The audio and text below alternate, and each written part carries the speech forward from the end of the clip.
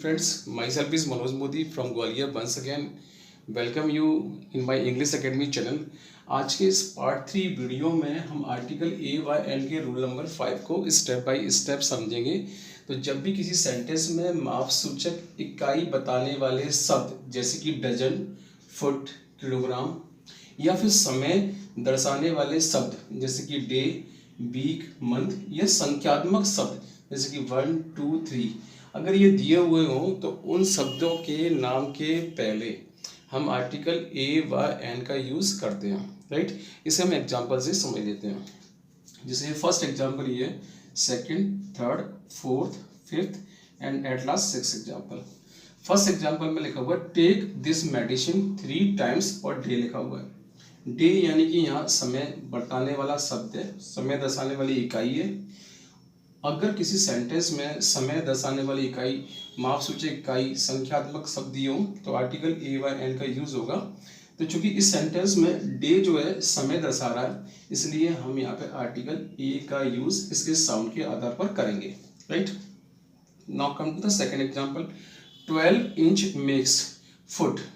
Foot का 12 inch makes foot यानी कि 12 इंच मिलकर एक फुट बनता है।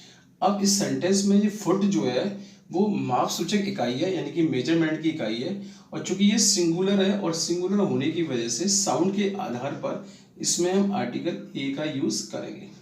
फुट यानी कि इसका जो साउंड आ रहा है वो फा से आ रहा है जो कि व्यंजन का साउंड है, कॉन्सोनेंट का साउंड है, इसलिए इसमें आर्टिकल ए का यूज होगा। Now come to the third example. Bananas are 12 rupees dozen. Dozen मतलब दर्जन, यानी कि ये यहाँ पे ये भी क्या है, मेजरमेंट की इकाई है, मेजरमेंट की इकाई है और ये सिंगुलर दी हुई है, इसलिए यहाँ पर साउंड के आधार पर, साउंड जो कि ढाका आ रहा है, व्यंजन का आ रहा है, इसलिए हम यहाँ पर आर्टिकल ए का यूज करेंगे। यानी कि bananas are 12 rupees a dozen मतलब एक दर्जन जो बनाना है, मतलब आपके केले जो है 12 रुपए के हैं, right. Now come to the fourth example. He gave me 1 rupee note. One, ये वा जो वन जो लिखा हुआ है ये संख्यात्मक है यानी कि न्यूमेरिकल टर्म्स है। संख्यात्मक यानी कि 1, 2, 3 यदि कोई सेंटेंस में इस तरह के शब्द दिए हों तो इन शब्दों के पहले हम आर्टिकल AYN का यूज करेंगे। तो चूंकि यहाँ वन का साउंड वा से आ रहा है, इसलिए यहाँ आर्टिकल ए का यूज किया जाएगा। Now come to the fifth example. He gave 100 rupees. He gave 100 rupees. 100 की आवाज कैसे आ रही है, हा से आ रही है जो कि व्यंजन का साउंड है, व्यंजन का साउंड है, इसलिए यहाँ पर हम यहाँ पे आर्टिकल ए का यूज करेंगे। ही गेव 100 रुपीज यानी कि उसने 100 का नोट दिया। नाउ आपको ये समझने की और आवश्यकता है, अगर किसी सेंटेंस में माप सूचक इकाई बताने वाले शब्दों से पहले अगर बाय लिखा हुआ हो, जैसे कि डजन, एग्जाम्पल नंबर 3 में भी डजन लिखा हुआ है और एग्जाम्पल नंबर 6 में भी डजन लिखा हुआ है। दोनों एग्जाम्पल नंबर 3 और एग्जाम्पल नंबर 6 एक ही तरह के एग्जाम्पल हैं, बस थोड़ा सा डिफरेंस ये है, इस सेंटेंस में डजन के पहले बाय नहीं लिखा, जबकि इस सेंटेंस में डजन से पहले बाय लिखा हुआ है। तो जब भी माप सूचक इकाई बताने वाले शब्दों के पहले यदि वाई का यूज किया गया हो तो ऐसी कंडीशन में डजन के पहले आर्टिकल ए का यूज नहीं किया जाएगा, तब ऐसी कंडीशन में हमें यहाँ पर द का यूज करना पड़ेगा, राइट। Understood, clear. एक बार फिर से रिपीट कर देता हूँ। तो जब भी किसी सेंटेंस में मेजरमेंट यूनिट दी हो या फिर टाइम बताने वाली यूनिट दी हो या संख्यात्मक वर्ड्स जैसे 1, 2, 3 दिए हो तो ऐसी कंडीशन में उनके पहले आर्टिकल AYN का यूज किया जाता है, जैसे कि एग्जांपल नंबर 1, 2, 3, 4, 5 में हुआ है। एग्जांपल नंबर 6 में थोड़ा सा आपको ये याद रखना है कि यदि माप सूचक इकाई यानी कि मेजरमेंट इकाई से पहले यदि वाई का अगर हम बात करते हैं रूल नंबर 6 की, तो आपको ये याद रखना है कि अगर किसी सेंटेंस में so, as, how, to, very, what, such और ETC यानी कि और भी कई ऐसे शब्द हैं। तो अगर किसी भी सेंटेंस में so, as, how, to, very, what, such का यूज़ हो और इन सेंटेंस के बाद नाउन दिया हुआ हो और वो नाउन कैसा हो, सिंगुलर हो, तब ऐसी कंडीशन में हम साउंड के आधार पर आर्टिकल AYN का यूज़ इनके पहले करेंगे। तो इसे स्टार्ट करते हैं एग्जाम्पल नंबर 1 से। एग्जाम्पल नंबर 1 में हम देखेंगे तो देखेंगे इस सेंटेंस में सो लिखा हुआ है, राइट। इस सेंटेंस में सो लिखा हुआ है और इस सो के बाद आपसे ये पूछा गया कि कौन सा आर्टिकल यहाँ पर आएगा। तो आप देखेंगे कि इस सो के बाद जहाँ ब्लैंक है, यहाँ ब्लैंक है, और इस ब्लैंक्स के बाद जो फूल जो शब्द लिखा हुआ है जो कि नाउन लिखा हुआ है, और ये सिंगुलर नाउन है और इसका साउंड जो है फा से स्टार्ट होता है जो कि व्यंजन है। व्यंजन होने की वजह से यहाँ पर आर्टिकल ए का यूज़ किया जाएगा, राइट। और इस सेंटेंस की हिंदी कुछ इस तरह से होगी, मैं उतना बेवकूफ़ नहीं हूँ जितना कि आप सोचते हो। Now come to the second example, she is as intelligent student as her brother. अब इस सेंटेंस में हम देखेंगे एज का यूज़ हुआ है, राइट। और इस एज के बाद हमसे ब्लैंक से पहले ये पूछा गया है कि इस सेंटेंस में कौन सा आर्टिकल आएगा। तो हम देखेंगे ब्लैंक के तुरंत बाद नाउन लिखा हुआ है, स्टूडेंट जो कि नाउन है, सिंगुलर नाउन है और इसका जो साउंड है वो स्टार्ट कैसे होता है, सा से स्टार्ट होता है, यानी कि व्यंजन साउंड है। व्यंजन साउंड होने की वजह से यहाँ पे आर्टिकल ए का यूज़ किया जाएगा। और इस सेंटेंस की हिंदी कुछ इस तरह से होगी, वह उतना ही होशियार छात्र है जितना कि उसका भाई, right. Now come to the third example, how beautiful picture. और इस सेंटेंस में ये पूछा गया है कि कौन सा आर्टिकल का यूज़ किया जाएगा। तो इस सेंटेंस में हाउ वर्ड आया हुआ है और इस हाउ के बाद जहाँ ब्लैंक है उस ब्लैंक के तुरंत बाद पिक्चर जो कि सिंगुलर नाउन दिया हुआ है। सिंगुलर नाउन होने की वजह से यहाँ साउंड के आधार पर हमने आर्टिकल ए का यूज़ कर दिया, क्योंकि इसका साउंड जो है पा से स्टार्ट होता है, पा यानी कि व्यंजन। तो इस सेंटेंस में यहाँ पे आर्टिकल ए आ गया। और इस सेंटेंस की कुछ हिंदी इस तरह से, कितनी सुंदर पिक्चर है। Now come to the fourth example, he is very good singer. अब इस सेंटेंस में ये पूछा गया है कि कौन सा आर्टिकल आएगा। अब इस सेंटेंस में आप देखेंगे वेरी वर्ड का यूज़ किया गया है, राइट। और आपसे पूछा गया कौन सा आर्टिकल आएगा। चूँकि इस सेंटेंस में हम ध्यान से देखेंगे तो ये 3 शब्द लिखे हुए हैं, वेरी, फिर गुड है, फिर सिंगर है। तो आपको यहाँ मैंने शायद वीडियो में पहले बताया होगा, अगर सेंटेंस में एडजेक्टिव के तुरंत बाद नाउन लिखा हो, सिंगुलर नाउन हो, तो आर्टिकल ए व एन का यूज़ होगा। और यदि एडजेक्टिव से पहले अगर एडवर्ब दी हो और एडजेक्टिव के बाद नाउन दिया हो तो उस कंडीशन में भी आर्टिकल ए व एन का यूज़ साउंड के आधार पर होगा। सेंटेंस नंबर 4 इस कैटेगरी का है, क्योंकि इस सेंटेंस में वेरी जो है वो एडवर्ब है और गुड जो है एडजेक्टिव है। और गुड के बाद जो सिंगर जो लिखा हुआ है जो कि सिंगुलर नाउन है, और चूंकि वी वेरी यानी कि इसका साउंड जो है वा से स्टार्ट हो रहा है, वा से स्टार्ट होने की वजह से यहाँ पे हम आर्टिकल ए का यूज़ करेंगे, he is a very good singer. Understand. Now come to the fifth example, what city.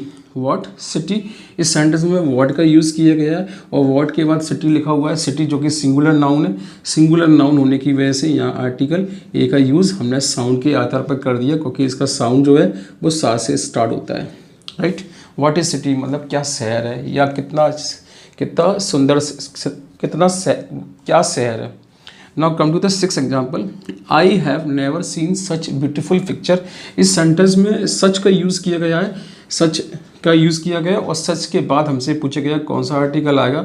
तो सेंटेंस नंबर 6 इस कैटेगरी का है।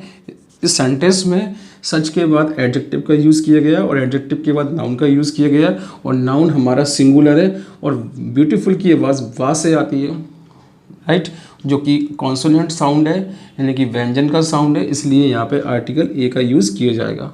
तो सेंटेंस की हिंदी कुछ इस तरह से, मैंने इस तरह का सुंदर शहर पहले कभी नहीं देखा है। तो ओवरऑल कहने का मतलब ये है, जब भी किसी सेंटेंस में so, as, how, to, very, what, such यदि ये शब्द दिए हों तो आपको केवल इतना याद रखना है कि अगर इनके बाद कोई यदि सिंगुलर नाउन है तो आर्टिकल ए व एन का यूज़ हमें करना होगा। साथ साथ हमें ये भी देखना होगा कि उस नाउन से पहले एडजेक्टिव है तो भी आर्टिकल ए एन लगेगा, और यदि उस नाउन से पहले एडजेक्टिव है और एडजेक्टिव से पहले एडवर्ब है तो भी आर्टिकल ए व एन का यूज़ होगा।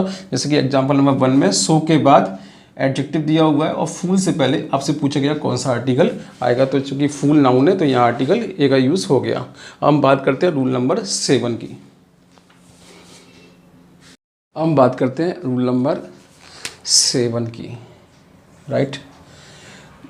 आपको ये याद रखना है कि अगर किसी सेंटेंस में क्वाइट और रादर ये अगर ये दो वर्ड लगे हुए हैं, मतलब इन दोनों वर्ड्स में भी, दोनों वर्ड्स में से कोई एक वर्ड यदि सेंटेंस में यूज़ किया गया है तो सेंटेंस में आर्टिकल जो आएगा ए व एन आएगा, वो भी साउंड के बेसिस पर, यानी कि साउंड के आधार पर, राइट। इसमें आपको ये याद रखना है कि इसमें आर्टिकल अगर ये सेंटेंस में अगर ये वर्ड यूज़ किए गए हों तो आर्टिकल द का यूज़ नहीं किया जाएगा। ऐसा मैं क्यों कह रहा हूँ, उसके पीछे एक लॉजिक है। जैसे कि इस सेंटेंस को हम देखेंगे, I know quite few people who have had the same problem.